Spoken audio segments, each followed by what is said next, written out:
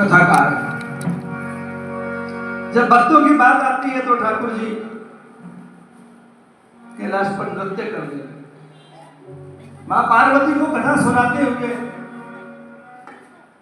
एक एक भक्त की कथा भगवान शिव मां पार्वती से कह रहे हैं। और हे पार्वती, ऐसे ही एक प्रसंग मुझे याद आ रहा है। स्वयं भू मनुवर शत्रुपा जिनते भई नरसष्टि अनूपा। ब्रह्मा जी के वारस पुत्र स्वयं भू मनु और महारानी शत्रुपा जी ने भी एक बार ठाकुर जी को प्राप्त करने के लिए कठोर तप किया। और एक बार पहले ठाकुर जी की प्राप्ति के लिए स्वयं भू मनु वृद्धावस्था में अपने महल में बैठ करके और आंसू बहाने लगे। महारानी शत्रुपा ने पूछा, हे महाराज क्या हुआ? मनु महाराज कहते हैं, हे महारानी कुछ नहीं हुआ। 72 चौकड़ी युग तक मैंने राज किया।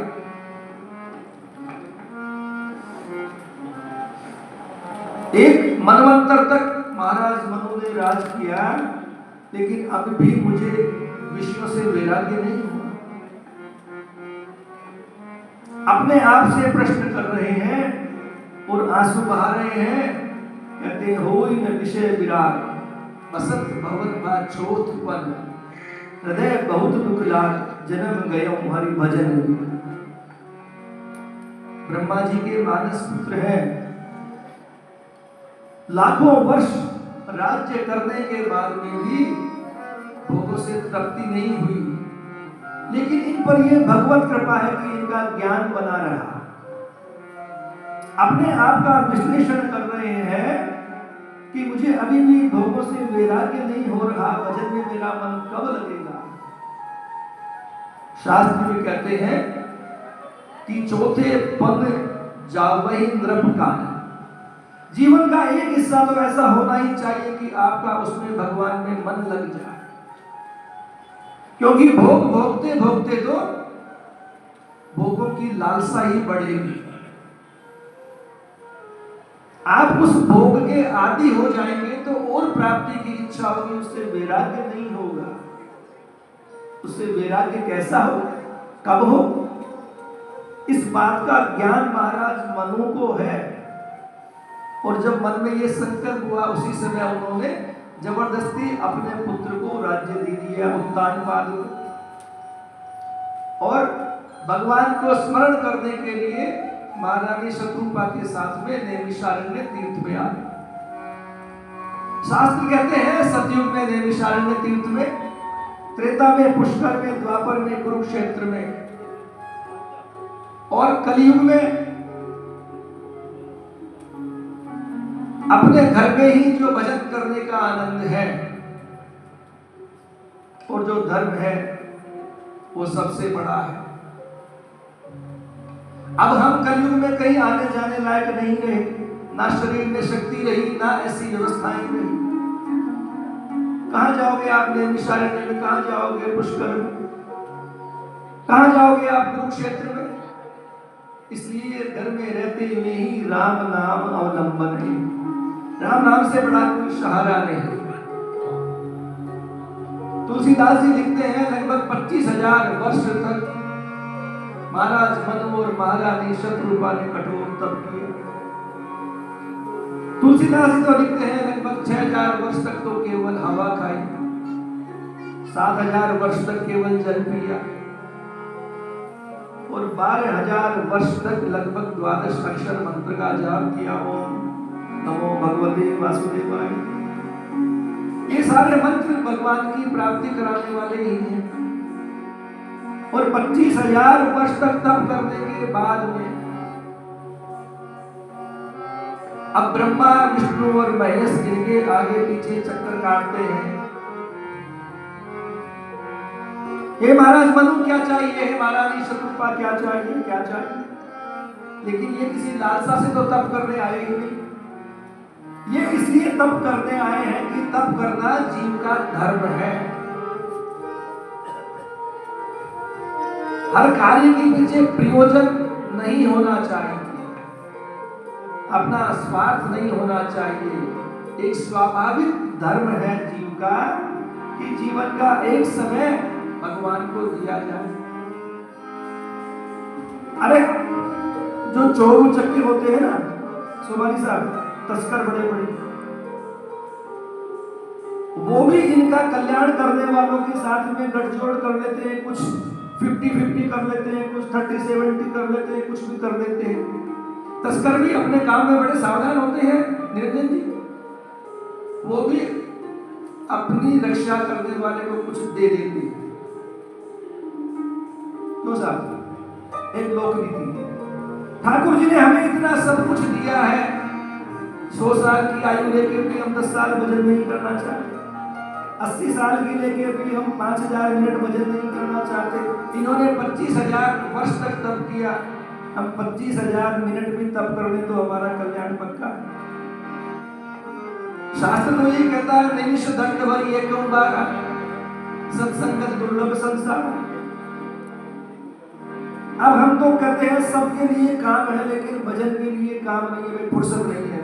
अभी हम एक दिन की कथा क्यों कर रहे हैं? अब 9 दिन की फुर्सत नहीं है। पैसा तो हमारे पास बहुत है, लेकिन अब 9 दिन आप सब अगर आ जाओ ऐसे की ऐसे तो 9 दिन कथा करने लगा था। राम कथा के लिए तो यही लिखा हुआ है 9 दिन कथा होनी चाहिए। लेकिन जितनी मुंडियां यहाँ बैठी है हम सब सही, अगर 9 दिन आओ तो 9 दिन का प्रोग्राम कर ले, लेकिन 9 दिन का समय नहीं है। 9 दिन कथा सुनने वाले कितने हैं उनको पास मिलेगा बताओ? हाथ उठाओ। 9 दिन वाले कितने लगातार? हेलो साहब सुन बड़ी सी, लेकिन ये धीरे धीरे उठा रहे हैं, ऐसे नहीं कि ये लो साहब 9 दिन आएंगे लगातार, लेकिन 9 दिन वो भगवान की पंगत नहीं लगेगी, इसके बिना आना पड़ेगा। वो ठाकुर जी की इच्छा है, लेकिन भाव यही है प्रसंग में कि 25,000 मिनट का टाइम नहीं। अगर ये समय हो तो हमारा कल्याण निश्चित है। बाबा लिखते हैं ठाकुर जी स्वयं को मनु और महारानी शत्रुपा के सामने प्रकट हो गए और प्रकट होकर के कहा, हे महारानी शत्रुपा महाराज, जो इच्छा मन में हो वो मांग लो, जो इच्छा हो। क्योंकि भगवान की कुछ किंतु परंतु नहीं है, कुछ सोच विचार नहीं है कि भक्त को देने में भगवान सकुचाते नहीं है। सब चाहते हैं तो इतना ही सब चाहते हैं, अरे मैं इतना बड़ा, इसने कुछ ही नहीं मांगा। इन्होंने 50 करोड़ ही मांगे, 100 करोड़ ही मांगे, राज्य ही मांगा, वैभव मांगा, पुत्र मांगा, और कुछ नहीं मांगा। हम यही मांगते हैं। वो तो कहते हैं मेरे को ही मांग लो, मोरे नहीं अधेल कछु तो ही सकुच बिहाय मांग नृप मोहि, मेरे को ही मांग लो। जब ठाकुर जी ने ये कहा तो महाराज मनु अब कहते हैं, हे भगवान मेरी एक ही इच्छा, क्योंकि बाबा लिखते हैं तृप्ति ने मार नहीं मनु शत्रुपा भगवान को देखते देखते यदि मन भर गया, भगवान की कथा सुनते सुनते मन भर गया तो भगवान की कथा सुनी ही नहीं। यही लिखा, जो भगवान की कथा सुनते सुनते कह देंगे अब तो बहुत हो गया, अब तो चलेंगे, इसका मतलब रस विशेष जाना तीन नाय, राम कथा जे सुनत अघाई। कई बार ऐसा अच्छा मिष्ठान बनता है, हम कहते हैं और खाएंगे, लेकिन अब क्या करते हैं तो पेट भर गए।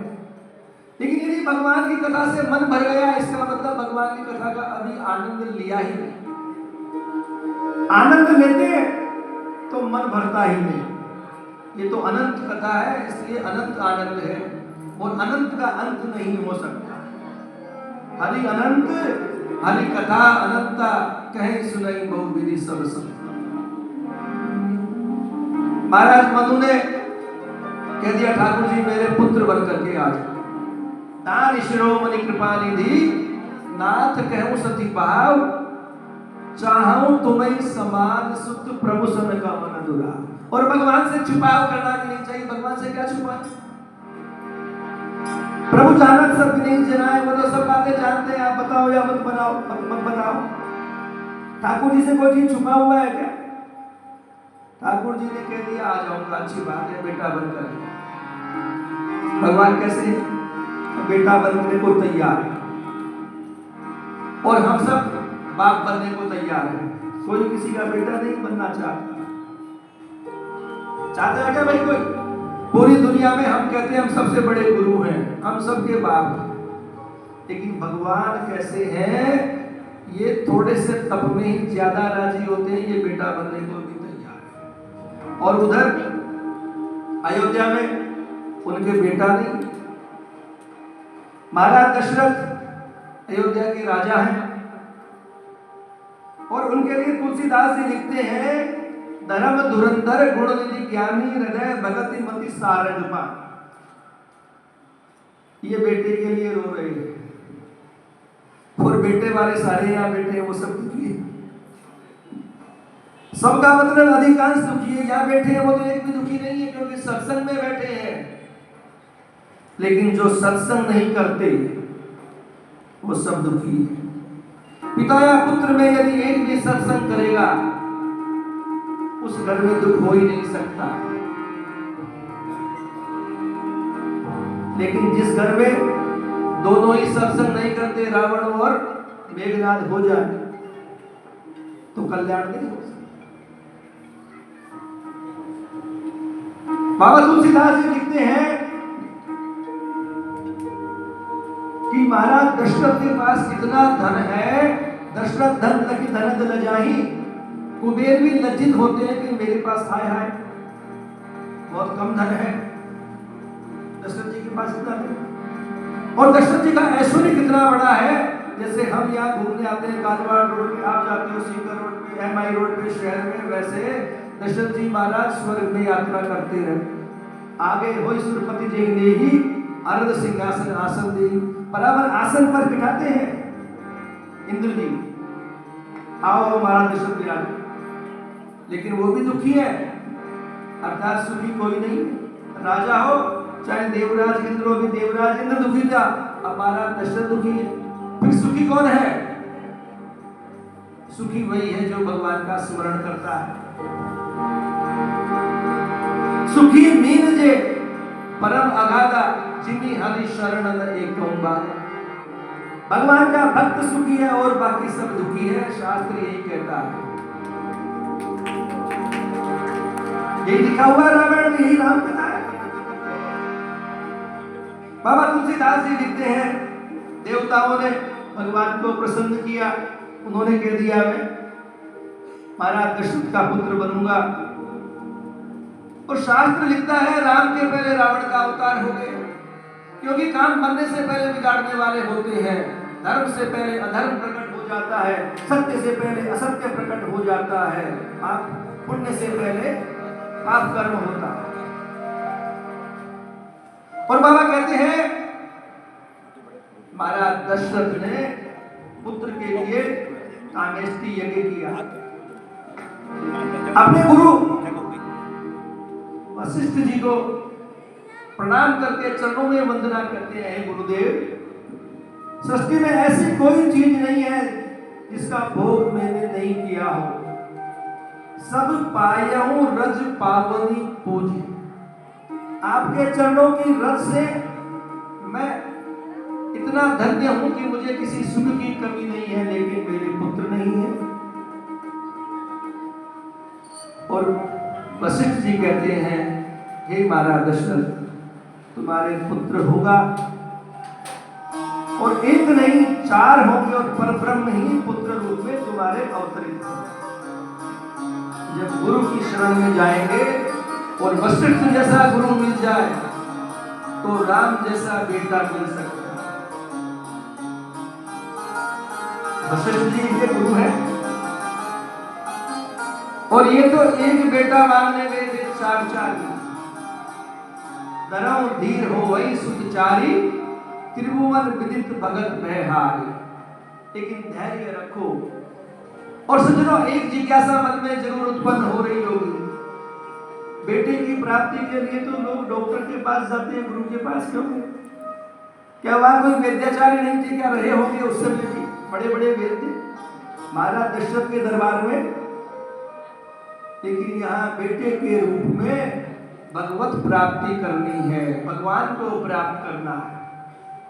और भगवान की प्राप्ति कोई भगवान का भक्त ही करा सकता है, अन्यथा तो 60,000 वर्ष की उम्र में दशरथ जी महाराज भी इतने बावले नहीं थे कि बेटे के लिए जाते।